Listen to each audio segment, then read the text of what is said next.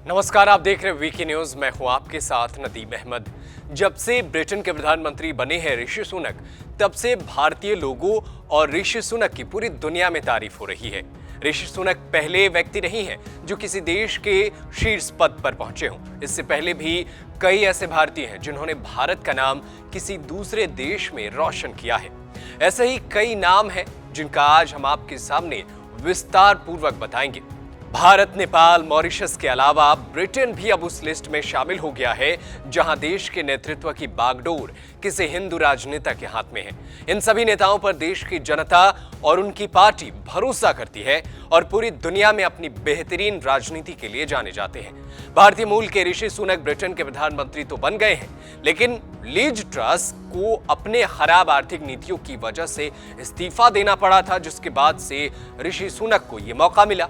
वो देश की आर्थिक नीतियों को ठीक से समझ नहीं पाई थी, लेकिन अब ब्रिटेन को यकीन है कि ऋषि सुनक उनके खेवनहार होंगे और ब्रिटेन जिस आर्थिक मंदी में फंसा हुआ है उससे बाहर निकालेंगे। ऐसे में देश का नेतृत्व करने के लिए बेहतर नेता की जरूरत थी, लेकिन पूरे ब्रिटेन में ऋषि सुनक जैसा कोई नेता नहीं था। इसीलिए सभी ने मिलकर ऋषि सुनक को ही अपना खेवनहार चुन लिया।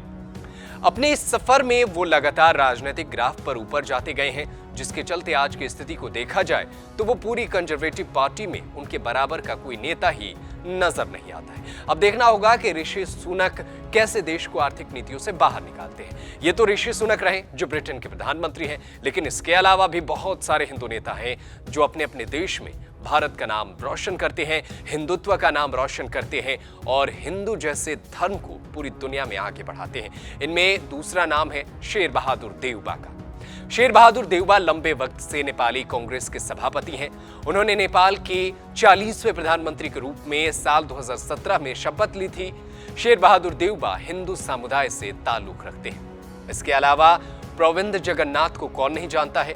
23 जनवरी 2017 से मॉरिशस के प्रधानमंत्री पद को सुशोभित करने वाले प्रविंद जगन्नाथ के पिता अनिरुद्ध जगन्नाथ लगातार 18 वर्षों तक मॉरिशस के प्रधानमंत्री के पद पर रहे और भारत में मॉरिशस की उच्चायुक्त जगदीश्वर गोवर्धन ने बताया कि प्रधानमंत्री प्रविंद जगन्नाथ के पूर्वज 1873 में ही इंडिया से मॉरिशस चले गए थे और तब से वो मॉरिशस की सेवा तो कर रहे हैं, लेकिन दिल में हिंदुत्व और देश का प्यार हमेशा से रहा।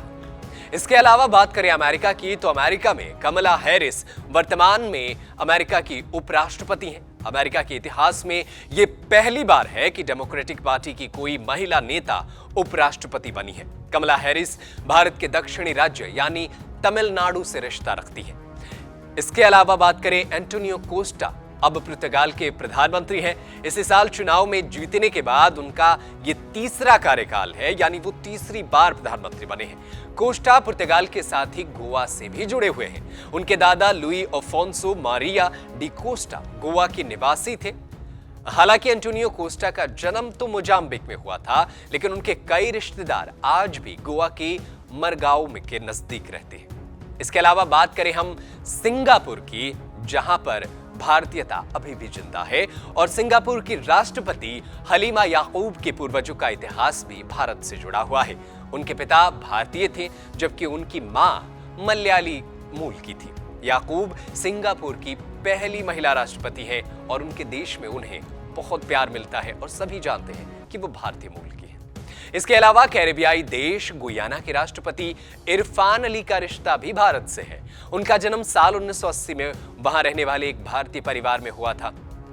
इसके अलावा हिंद महासागर में स्थित 115 द्वीपों वाले देश सेशल्स के राष्ट्रपति बोवेल रामकलावन भी मूल रूप से भारतीय हैं। उनका रिश्ता बिहार के गोपालगंज से है, लेकिन इसके बावजूद भी वो अपने देश सेशल्स का सेवा करते हैं, लेकिन फिर भी दिल में हिंदुत्व और भारतीयता हमेशा चलता है। वैसे इस पूरी खबर पर और हिंदुत्व के ये बड़े नेता जो पूरी दुनिया में भारत का लोहा मनवा रहे हैं, उन पर क्या है आपकी राय, हमें कमेंट करके जरूर बताएं।